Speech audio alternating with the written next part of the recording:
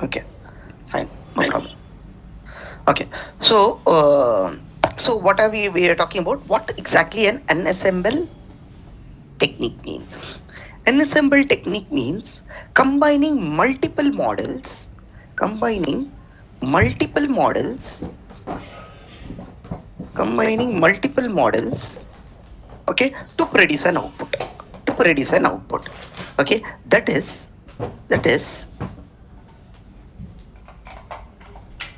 okay. So you have a data set. You have a data set. You take a part of the data set. You give it to SVM. You take another part of the data set. You give it to decision tree. You take another part of the data set. You give it to KNN. Okay, you give it to KNN. Now consider the particular value. Okay, the data set is classified as spam and not spam. So SVM produces an output called as a spam. Decision tree says non-spam, and KNN produces an output called as a spam. Okay, for three different types of records from the data set. Okay, it's not like this is a part one record. Part one, few records of the data set, few records of the data set, and few records of the data set. So are given to different models, and each model might produce its own output. Then we take the majority. Okay, like how in KNN we take the majority, right? And with which are nearest. The same way here we take the majority voting and we say it is a spam or not spam. That entire process is called as combining multiple models. Is called as an unassembled techniques. Is called as an unassembled techniques. In unassembled techniques, there are the different types is bagging, what we'll be studying, bagging, and the next one is boosting. Okay, bagging, and the next one is boosting. Okay, bagging and boosting. Under bagging, the bagging is otherwise called as bootstrap aggregation. Bootstrap aggregation. Okay, and then we will be also be studying about random forest. Okay, we will be also be seeing about random forest. Under boosting, we will be studying on a topic called as an ADA boost. Okay, called as ADA, ADA boost. Okay, so what is an unassembled technique? Combining multiple models to produce an output. So under unassembled techniques, we will be studying about bagging and boosting. Okay, bagging is otherwise called as a bootstrap aggregation. Okay, and then we'll be studying about random forest, and boosting we'll be seeing on a topic called as an ADA boost. Okay, now let's enter. Okay, now what is bagging? Okay, bagging. I'm just writing the short forms. It is also called as a bootstrap aggregation. Okay, it is also called as a bootstrap aggregation. So students, how does it work? So consider students, you have a data set. Consider students, you have a data set. Now what you will do is we will create multiple base learners. We will create students multiple base learners. Okay, we are going to create multiple base learners. We are going to create multiple base learners. So this is my first base learner, model 1. This is my another base learner, model 2. Okay, this is my another base learner, model 3.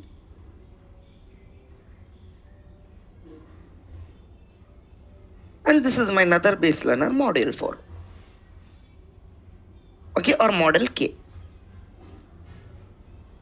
Model K. So consider in your data set, if you have end records, in your data set, you have how many records? End records. Now what we do is, we take some random samples from this data set. Okay? We take some random rows from this data set and we give it to the first base learner 1. Okay? Say for example, I will call this as D dash, T1 dash.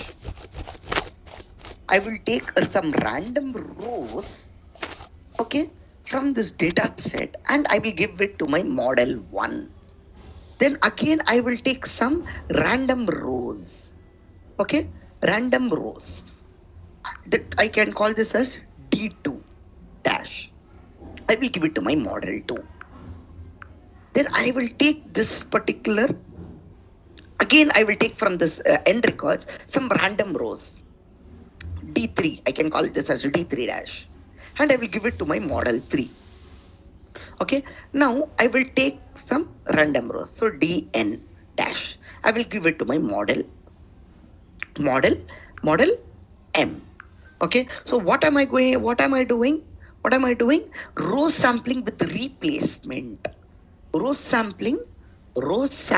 I'm taking random rows. I'm doing row sampling with replacement. Okay, I am not taking the same random rows, and there is a possibility that few records might be duplicated. Okay, few records, okay, the duplication of the records might be, same records might be available in M1, M2, M3 and so on.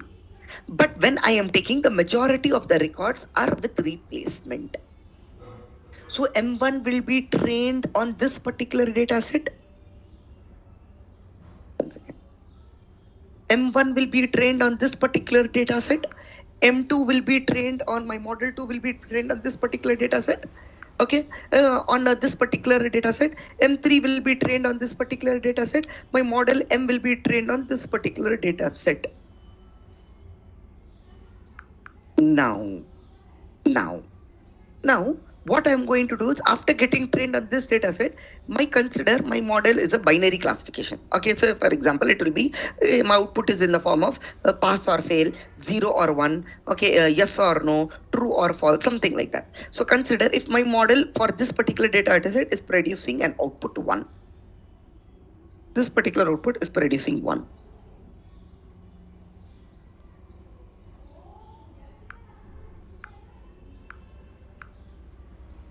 Okay, this particular output, this particular model is producing 0.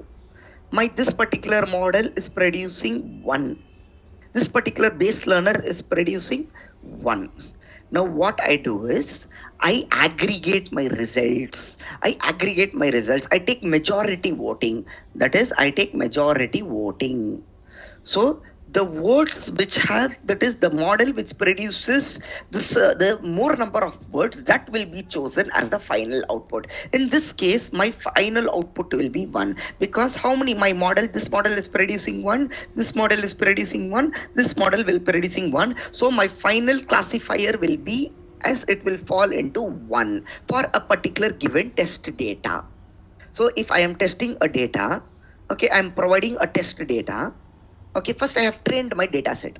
Okay, so data set is there. I have trained my data set with model 1, model 2, model 3, model M. Then when I give a test data, so for my test data, this model 1 is giving 1. Okay, that is it. Okay. So my model 1 is giving 1, my model 2 is giving 0, my model 3 is giving 1, and my model M is giving 1. So when I aggregate, so this is my final output, because my majority of my voting models is given as 1. So I will take the majority output as 1. Okay. So now what is Bootstrap with aggregation? This part of splitting my data set, where I am doing row sampling features, row sampling with replacement, sorry, not features, row sampling with replacement, row sampling with replacement. Okay, this part is called as what? Bootstrap. So can you see? And I'm splitting my data. with the concept of row sampling with replacement.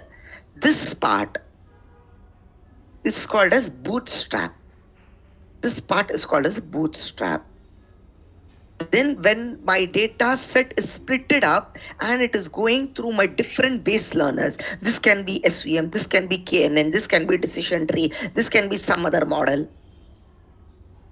Okay, and this particular model for my test data is giving me a classifier as 1, 0, 1, 1.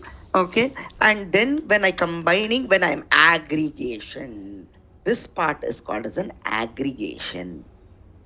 This part is called as an aggregation. I'm aggregating using the concept of majority votes. Then I am deriving to the final result. This entire concept is called as bagging, that is with Bootstrap with aggregation. So bagging runs under the concept of Bootstrap with aggregation. Okay, BSA, Bootstrap with aggregation. This entire part is called as a Bootstrap. This entire part is called as an aggregation. So Bootstrap with aggregation is called as bagging. Have you people understood, or are you people understanding whatever I have been teaching you? Yes, sir.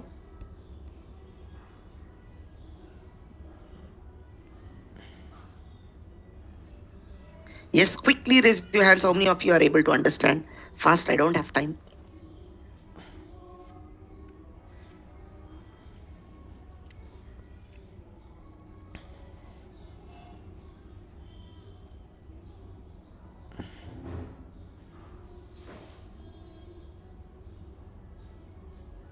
Okay, very good. Okay, students, the next topic we will be entering called as random forest. Okay, students, random forest. See, the concept of bagging remains the same.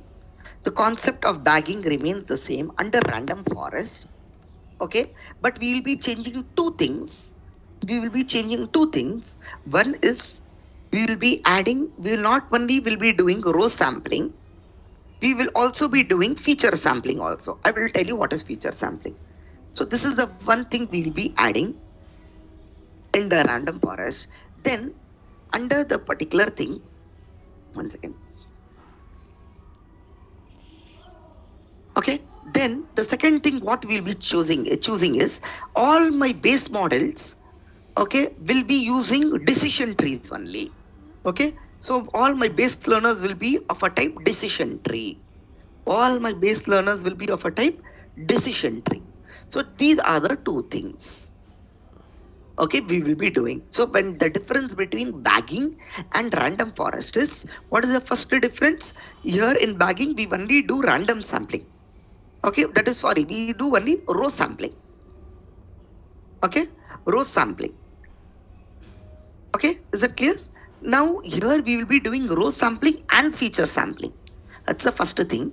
The second thing is all the models. Here in the bagging, one model we can use it as SVM, another model we can use it as KNN, another model we can use as a decision tree, another model my base learner can be some other base learner. Okay, but in random forest, my entire forest will be compromising of decision tree models only.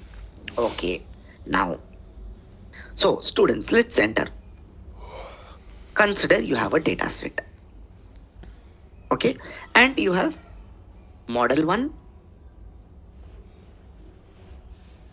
model 2, base learner 1, base learner 2, base learner 3, you can call it in any way, model 3 or base learner 3, and model N, base learner N.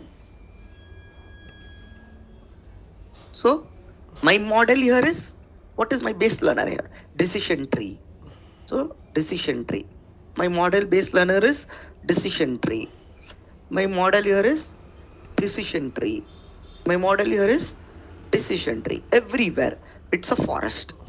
Decision tree. Now my data set has how many records? N records. N records. Okay. So my data set D has N records. Now what am I going to do? Usually students, when you open the Excel sheet, when you open the data set, This is how it is, right? It consists of rows and columns. Okay, so this is my rows. Row 1, row 2, row 3, row 4, row n, and it goes on, right? And these are my features. Boy. Okay. Now say for example age, gender. Okay. Then say for example diabetes. Okay. Then for example BP, sugar. Okay. Then we can have it as another attribute, temperature. Something like this is there. So now what my decision tree, what my random forest does is, it will take row sampling, that is random rows it will take, and it will also take feature sampling also. That is, here it might take 3 features. So random sampling, that is row sampling. Sorry for the mistake. It's not random sampling, it's row sampling. Okay, so if I'm pronouncing row sampling for random sampling, please pardon me. Okay, so row sampling, by using the method of randomly you're picking the rows. Okay, plus I am taking 3 features. Okay, this is just to make you understand. Okay, I'm taking 3 features. Say for example age, gender and diabetes. So this is called as a feature sampling. Now for this I'm giving it to this particular model. Okay, now for this particular model, again I'm taking some random rows. Now I'm taking these 3 features, BP, sugar and temperature.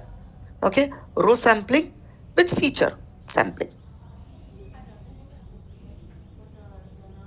So I can call this as RS1 dash, feature sampling 1 dash, then row sampling 2 dash, feature sampling, okay, 2 dash. Then I can take another decision tree.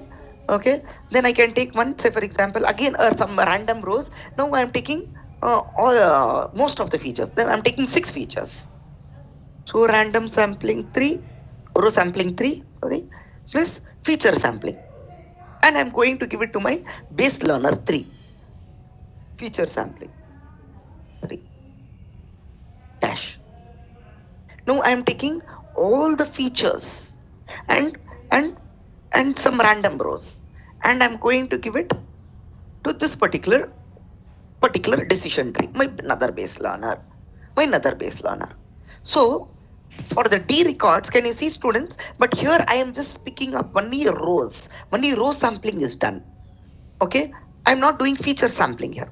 In bagging, there is no feature sampling. But in random forest, I'm doing feature sampling also. I'm picking 2 features, 4 features, 8 features, or all the features, and I am giving it to my decision tree models. So pick up some sample of rows with replacement. Pick up some sample of columns, that is the feature sampling, and some few rows can be repeated also, because we are picking up randomly, right, with replacement. Okay, but there is a possibility that few features and few columns might be repeated also. That's not a problem. So this particular model will get trained on this particular data set, what we have passed. Okay, now this particular model will be trained on this particular data set. Now this particular model will train on this particular data set. Now this particular model will be trained on this particular data set. So sampling with feature sampling.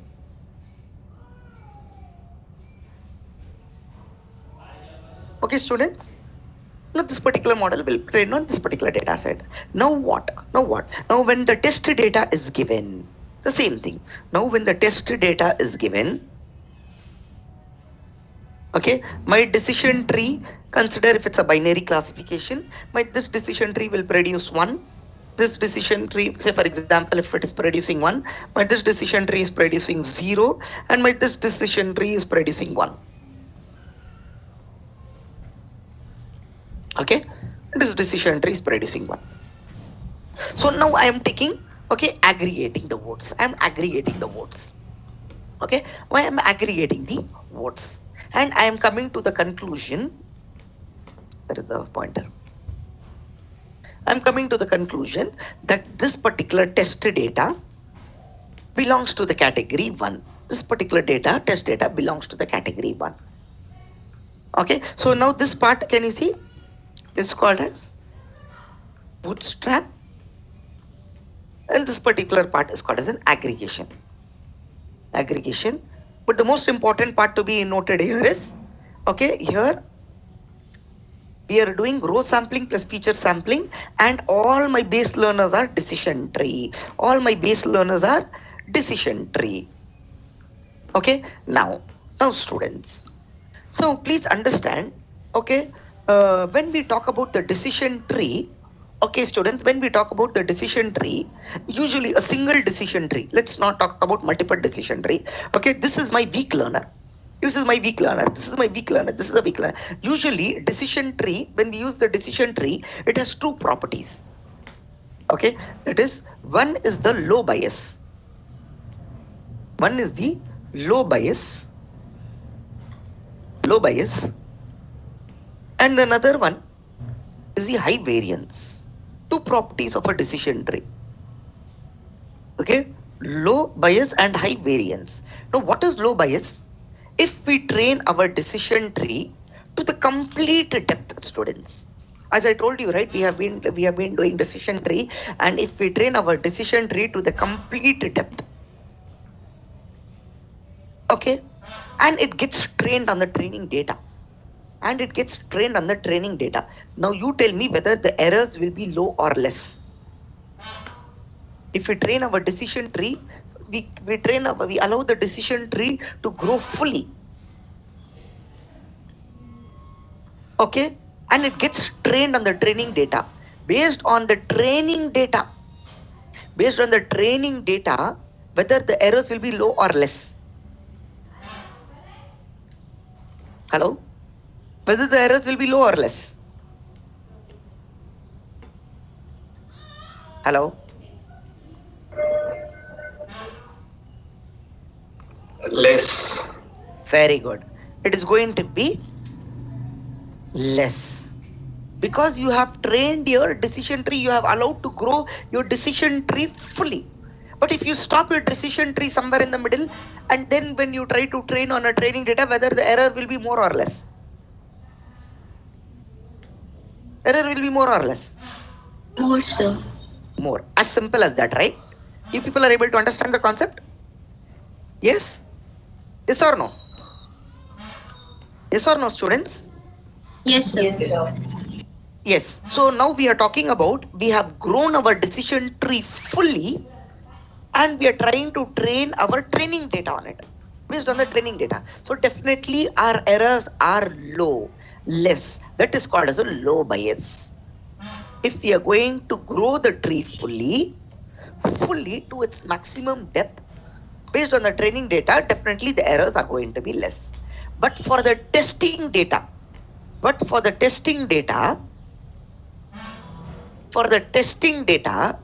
now tell me, errors will be prone to more or less for the testing data. Usually, for the testing data, okay, what happens? Error is more or less.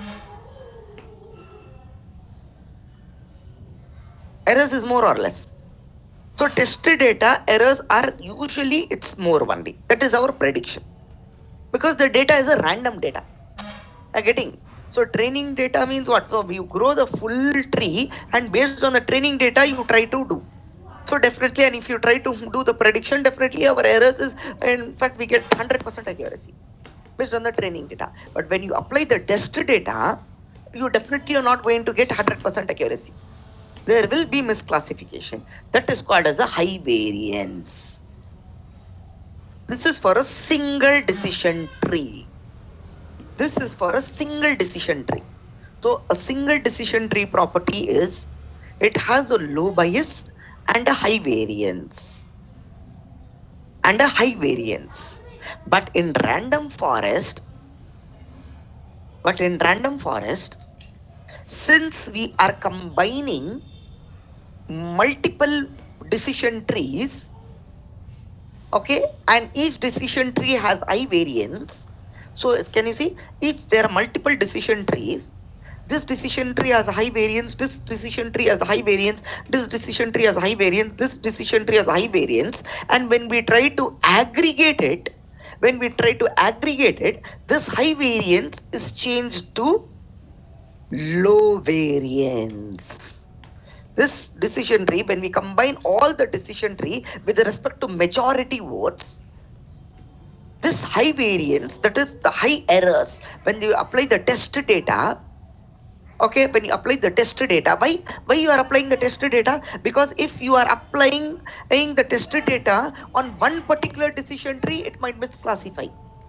Now you are applying the data on multiple decision trees with random, with row sampling and feature sampling. And when you try to aggregate it, say this decision tree is producing one output, okay, one different output, one different output. So when you try to aggregate it, what happens? This high variance is converted to low variance. That is the high errors, okay, high test errors are converted to low errors. That is why we go for random forest. Are you able to understand, students, what point I am trying to make here? Hello? Hello? Are you people able to understand? Yes, sir. So, Okay, so this is all about, okay, what the main functionality of random forest is. Usually one decision tree will have low bias. On the training data, the error is always low. But on the testing data, that too when you allow to grow fully the decision tree, when you test the data, it is prone to have errors. Will be misclassification. The accuracy is not going to be 100% for test data. But when you have the multiple decision trees with multiple rows and multiple features given to each decision tree, and because individually it is high variance, individually it might be high variance, but when you take the majority votings, this high variance is automatically converted to low variance. Okay, now having said that, now let's consider another example. Say for example, students, you have, say for example, 1200 records. In this 1200 records, you are trying to change 150 records also. You're trying to change 150 records, a portion of it. Even though when you are trying to alter 150 records, please understand these 150 records are split up. That too with row sampling and feature sampling. And it is going to split it up into, and it is going to produce decision tree 1, decision tree 2, my base learner 2, base learner 3, base learner 4, base learner n, 4, and base learner n. Base learner n. It is trying to split up. Okay, since it is splitting up, it will not have a major impact on the accuracy also. It will not have a major impact on accuracy also, and the errors will still be less. Why? Because this 150 records, what you have added up, okay, but if it's a single decision tree, out of 1200 records, if you're going to change 150 records, and if you're going to apply this entire one, definitely it will have an impact more. But since we are going to split up this 150 records, say for example, 30 records will go here, 20 records will go here, 10 records will go here, 25 records will go here. You don't know how many decision trees you are having, how many base learners you are having. So if that is the case, okay, since and all the records are split up, my accuracy will not be that much affected, neither my errors will have, even though the number of errors will not be increased. Okay, so this is all about, okay, a decision tree which does row sampling plus feature sampling, okay, and all my base learners are decision trees. Usually a single decision tree will have low bias and high variance. Since I am using random forest where multiple decision trees are involved, okay, and every single decision tree will have high variance, when I aggregate it, my high variance will be converted to low variance. Will be converted to low variance. That is, my large number of errors on the test data will be converted to less number of errors on the test when I use the test data. Okay, and this is for discrete values. Now, say for example, if I have continuous values, I am telling you. Oh, so for discrete values, if my classification is 1 or 0, right? True or false, yes or no. 1, 0, 1, 1. What do I do? What do I do here? So I take the majority of the voting and my random forest will produce 1 as an output. So for my tested data, it will be 1 as an output. But for the continuous values, what will we do? Say for example, if this decision tree is producing, say for example, 0.234.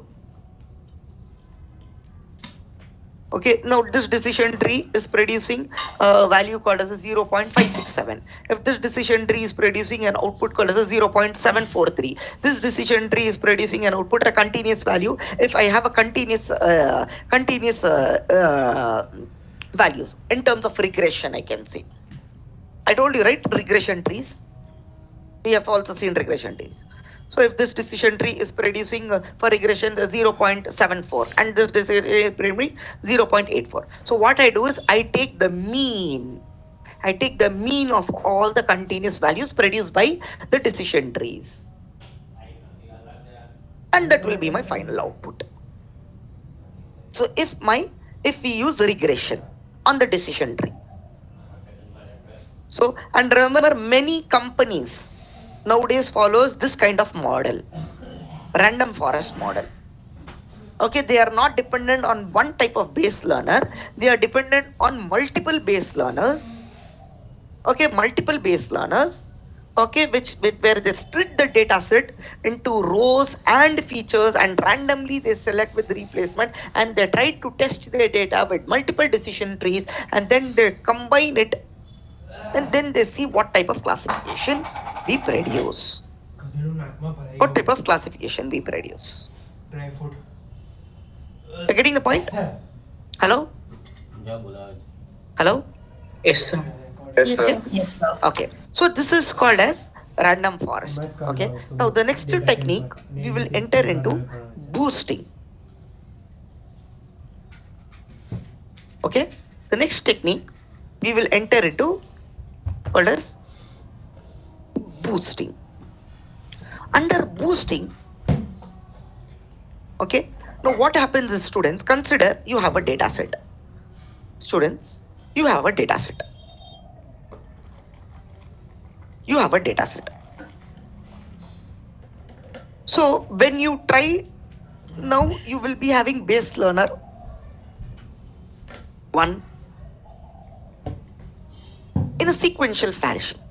Base learner 2, base learner 3, a model, base learner n.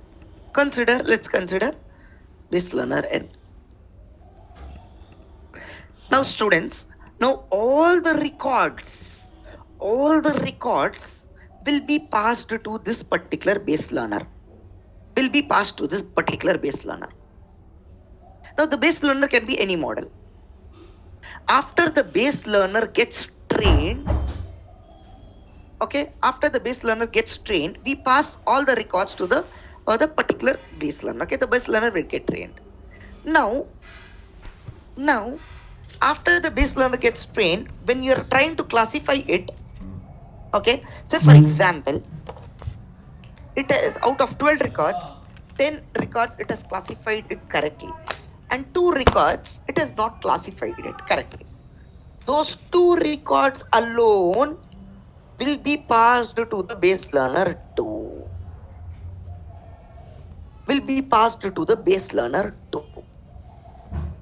Now, this base learner 2 will be trained on these 2 records.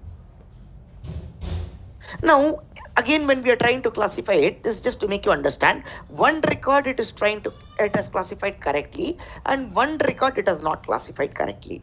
Okay, the record which has not been classified correctly will be passed to base learner 3. Will be passed to base learner 3.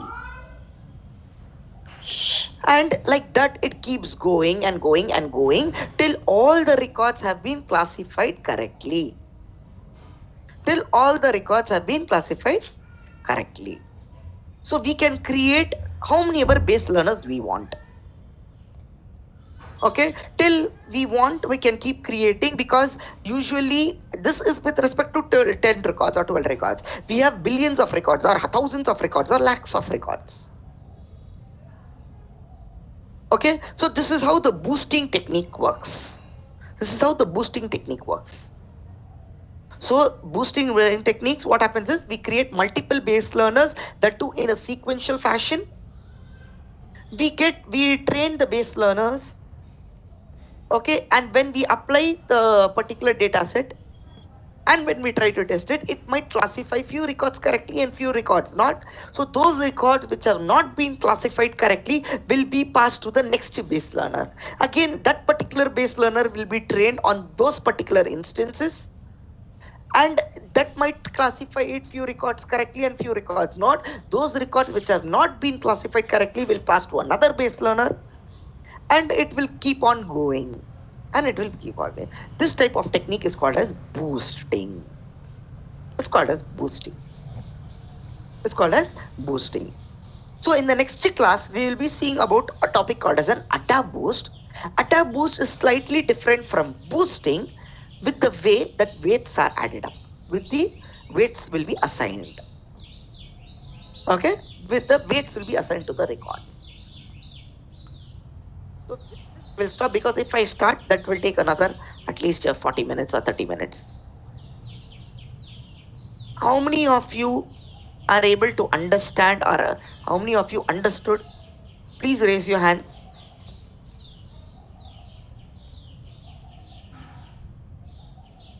Sir, small question. Yes. Sir, can you please share some other resources where we can, understand this a lot better, or maybe practice if there's anything to solve or something regarding these topics what we learned today? And You for can the AWS refer Tom Mitchell. You can refer the book called as Tom Mitchell. Okay, sir. Okay, I will send you that PDF. Okay.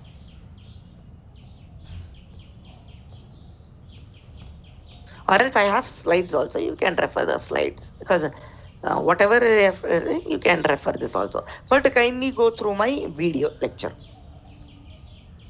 Okay. Yes, sir. Whatever I have taught only, it will be there. Okay, but it's better you see my video and refer. Okay. Is that clear? I think so. My PPT should be enough. Yes, sir. Yes, sir. Okay.